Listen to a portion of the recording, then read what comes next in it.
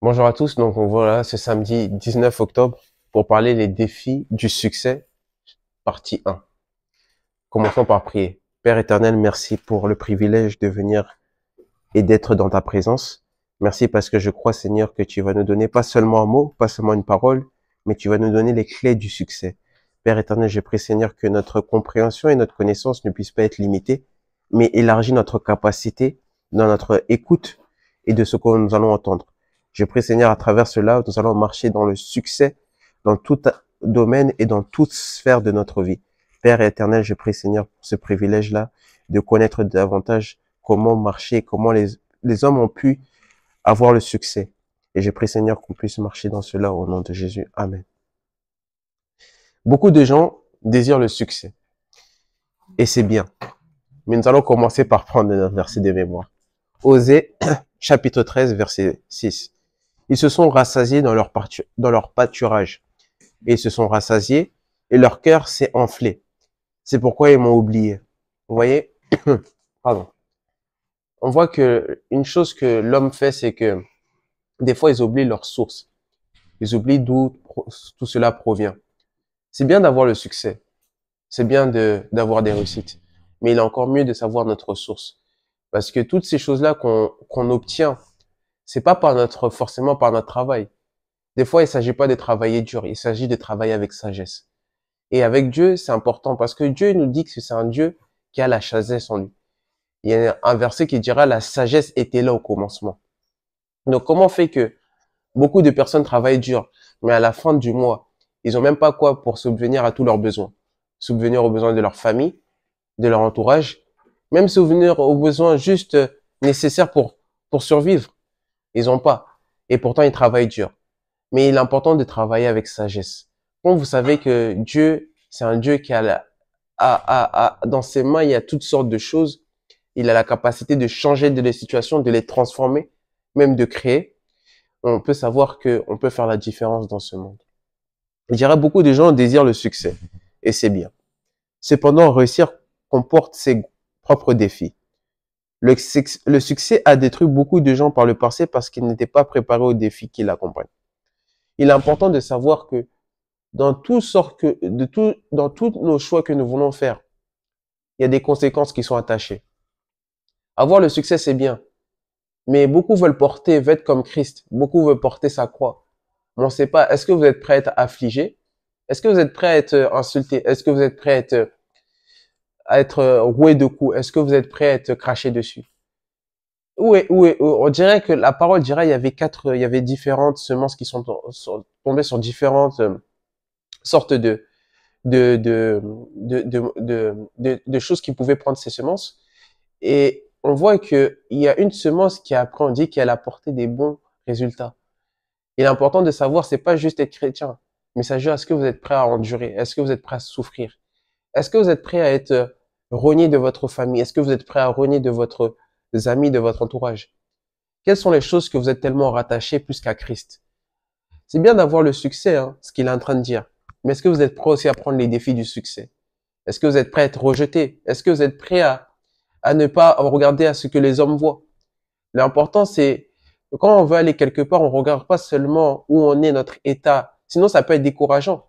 Par exemple, si je sais que je vais aller à Marseille, ça prend 7 heures. Je regarde pas forcément aux 7 heures. Je pense aussi à la destination, je pense à Marseille. Je pense aussi à l'endroit. Ça peut être encourageant. Mais beaucoup se regardent à leur état et ils restent dans cet état-là de dire que non, je suis comme ça. Et non, Dieu dit, ça c'est une version de toi, mais j'ai différentes versions de ta personne. Il est important. La personne que vous connaissez aujourd'hui qui est peut-être Samuel, que vous connaissez en version 2023, c'est peut-être pas Samuel version 2024. Il faut pas se centraliser seulement sur la version dont vous êtes aujourd'hui. Dieu a bien plus pour vous et vous êtes un trésor à ses yeux.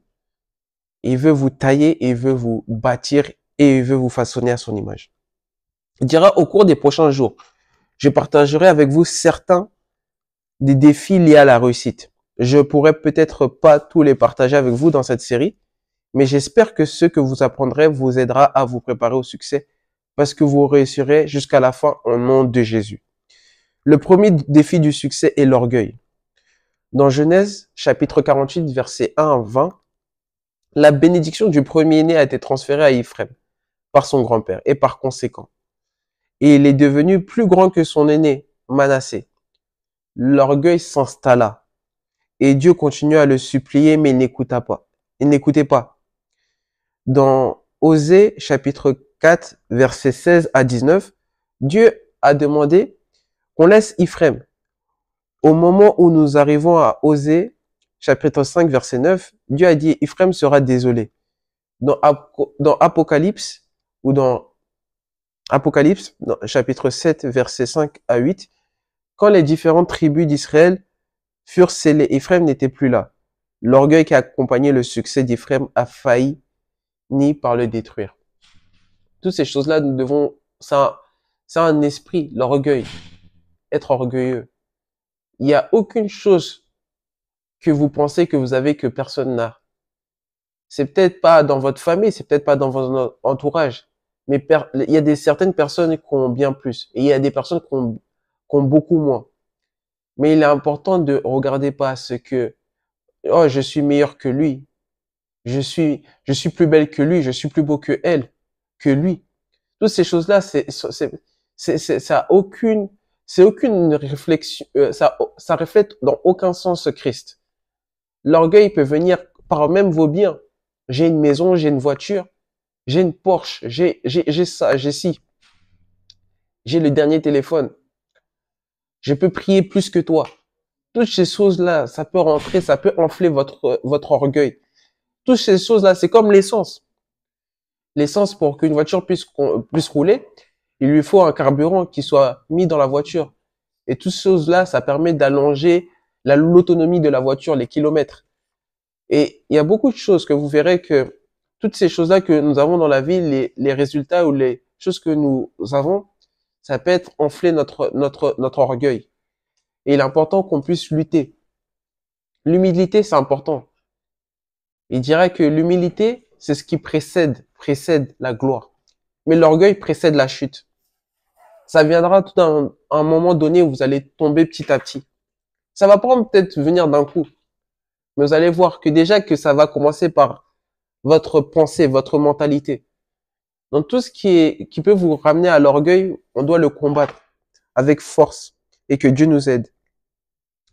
Proverbe chapitre 16, 18 dit que l'arrogance précède la ruine et l'orgueil précède la chute. Ceux qui sont à terre ne peuvent craindre aucune chute. Plus vous montez, plus vous devrez être prudent afin que vous ne tombiez pas. Et cette prudence devrait vous pousser à être plus humble dans votre ascension. Du moment où vous grandissez, vous comprenez que c'est pas aussi par nos forces, ni par tout ce qu'on est agile, par la capacité de l'homme. C'est bien plus, c'est Dieu. Toute chose qu'on a aujourd'hui, c'est Dieu. Et l'important de ne pas être orgueilleux, parce que ce que vous faites, c'est que votre orgueil va vous enfler, et c'est que votre niveau vous allez voir que vous allez plus augmenter, il y aura plus de gloire en gloire. Et parce que l'orgueil, ça a pris la place que ça ne devrait pas prendre. Et il est important d'être humble. Restez en lui, parce que lui, il a la capacité de vous donner, et que sa gloire soit reflétée en vous. C'est-à-dire que quand je vois cette personne, je peux voir la gloire de Dieu. Donc, dans tout ce que vous faites, pensez à Dieu, pensez à lui, pensez à sa personne. Il n'est pas un Dieu qui est orgueilleux. Il est un Dieu qui est humble, qui a de l'humilité. Jésus-Christ, quand il marchait, il était simple de caractère, humble par nature. Il avait aucune chose, aucun orgueil. S'il pouvait manger avec cette prostituée, il mangeait avec cette prostituée. S'il devait parler à ce pharisien, il parlait à ce pharisien. Il dit, je suis venu, pas pour les gens qui sont en pleine santé, je suis venu pour ceux qui sont malades. Qui est cette personne à qui aujourd'hui on a trop peur de notre réputation, on a trop peur de notre personne. On se demande ce que les gens vont dire. Même quand en tant que chrétien, Dieu vous met à cœur que vous devez aller parler, rester peut-être avec ce SDF, lui parler de la parole. Mais votre image, votre réputation, toutes ces choses-là vous faites sortir de ce que Dieu vous. Donc, il est important. Si vous voulez avoir le réussite, il faut oublier l'image de ce que les gens disent. Ils diront. Mais aussi, vous savez ce que Dieu a comme projet pour vous. Donc, si vous voulez avoir le succès, ne soyez pas orgueilleux. Il y a beaucoup de choses que il y a des portes qui vont se fermer. Parce que l'orgueil, ça ferme l'honneur à certaines choses. Vous dites que vous pouvez pas manger avec cette personne, vous pouvez pas fréquenter cette personne. C'est vrai que votre association va faire que vous avez une accélération dans votre vie. Mais restez en lui. Jacques, chapitre 4, verset 6, dit, il accorde au contraire une grâce plus excellente. C'est pourquoi l'Écriture dit, Dieu résiste aux orgueilleux, mais il fait grâce aux humbles. Ce n'est pas la grâce de Dieu que vous êtes capable d'atteindre et de garder le succès. Si vous devenez orgueilleux, Dieu retirera sa grâce et le résultat en sera la disgrâce. Ne laissez pas Dieu vous résister. Le truc, c'est pas que Satan va vous résister. Ou c'est Dieu, la personne, celui qu'on sait qu'il a la capacité de faire toutes choses. C'est pas important. C'est pas important si c'était un homme. C'était pas important si c'était une femme. Là, on parle de Dieu qui résiste. On sait pas, personne veut que Dieu soit dans notre opposition, contraire à nous. On sait pas. On pourra même pas garder cela. Ça serait trop dur. Ça serait trop dur pour nous. Parce que Dieu a la force et il est capable aussi de démolir et de bâtir. Il dira, ne laissez pas l'orgueil entrer dans votre cœur. Faites tout pour vous assurer que vous ne devez considérer pas comme plus important que vous ne l'êtes réellement. Ne méprisez pas l'un ou l'autre et ne voyez rien comme étant trop insignifiant pour vous. Laissez, donc Matthieu chapitre 20 verset 26 à 28, raisonner dans votre tête que celui qui sera le plus grand soit le serviteur de tous. C'est ce que Jésus nous a montré. Je suis venu pour servir. Donc, nous devons avoir ce même trait de caractère. Il y a beaucoup de choses qu'on est orgueilleux. Et malheureusement, ça nous limite dans les dimensions que Dieu veut qu'on soit.